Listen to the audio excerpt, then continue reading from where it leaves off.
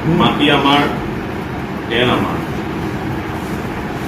গতিকে অসমৰ প্ৰতিটো সম্পদৰ অধিকাৰ অসমীয়া হাতত থাকিব লাগিব। আমি অহা 25 আৰু 26 তাৰিখে যি প্ৰতিবাদী কাৰ্যসূচী হিচাপে আমি বন্ধ ঘোষণা কৰিছিলোঁ, যে বন্ধ হ'ব।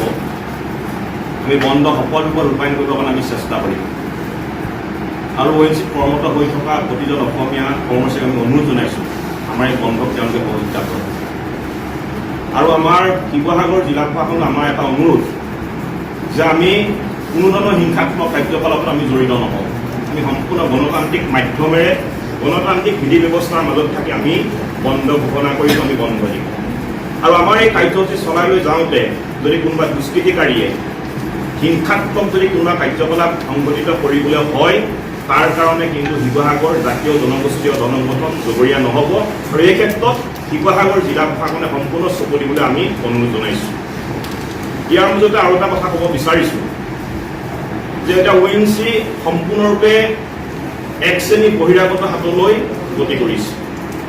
যোৱা 20 তাৰিখে যিখন ত্ৰিপাক্ষিক বৈঠক হৈছিলে শিৱসাগৰ জিলা প্ৰশাসন আৰু ONGC কৰ্তৃপক্ষৰ লগত, সেই বৈঠকখনৰ পৰা আমি এটা কথা অনুমান কৰিব পাৰিলোঁ যে ONGC এতিয়া সম্পূৰ্ণৰূপে বহিৰাগত পুঁজিপতি হাতত ভিতি কৰিছে। ইতিমধ্যে ONGCত যি 13টা পৰিয়ালে ফাৰ্মেচী পৰিয়াল পেট পোহপাল দি আছিলে, এই ফাৰ্মেচীখিনি সম্পূৰ্ণৰূপে বন্ধ কৰি এতিয়া বহিৰাগত কোম্পানীৰ হাতত গতাই দিয়া হ'ল। যি সৰু সুৰা ঠিকা টুকুৰি কৰি আমাৰ থলুৱা মানুহখিনি চলি আছিলে, সেই ঠিকা টুকুৰিখিনি সম্পূৰ্ণৰূপে ডাঙৰ ডাঙৰ পেকেজ ঘোষণা কৰি এতিয়া বহিৰাগত পুঁজিপতি কোম্পানীৰ হাতত দিবৰ কাৰণে ONGC শীৰ্ষ কৰ্তৃপক্ষখিনি উঠি পৰি লাগিছে। ইয়াৰ লগত যিটো কেটাৰিং আৰু হাউচ কিপিং যিবিলাক ছাৰ্ভিচ চলি আছিলে, সেই ক্ষেত্ৰতো বহিৰাগত কিছুমান পুঁজিপতি গোষ্ঠীক ইতিমধ্যেই গতাই দিয়া কাম তেওঁলোকে আৰম্ভ কৰিছে। আৰু ইয়াৰ লগে লগে আমাৰ ONGCৰ অসম সম্পদৰ গুৰুত্বপূৰ্ণ বিভাগসমূহ ইতিমধ্যেই আমাৰ অসমৰ গুৰুত্বপূৰ্ণ বিভাগসমূহ লৈ যোৱাৰ স্থানান্তৰিত কৰাৰ প্ৰক্ৰিয়া তেওঁলোকে আৰম্ভ কৰিলে। আমাৰ তৈল ক্ষেত্ৰসমূহ ব্যক্তিগতকৰণ কৰিলে।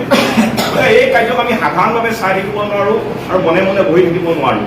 আৰু যাৰ পৰিপ্ৰেক্ষিতত আমি বিগত কেইবাটাও দিন ধৰি আমি অবিৰতভাৱে ONGCৰ এই ধৰণৰ থলুৱা বিৰোধী নীতিৰ বিৰুদ্ধে আমি প্ৰতিবাদ কৰি আহিছোঁ। গতিকে অহা 25 আৰু 26 তাৰিখে বন্ধ হ'ব, এইটো 100% সত্য। আমি নিজৰ স্থিতিত অটল আছোঁ।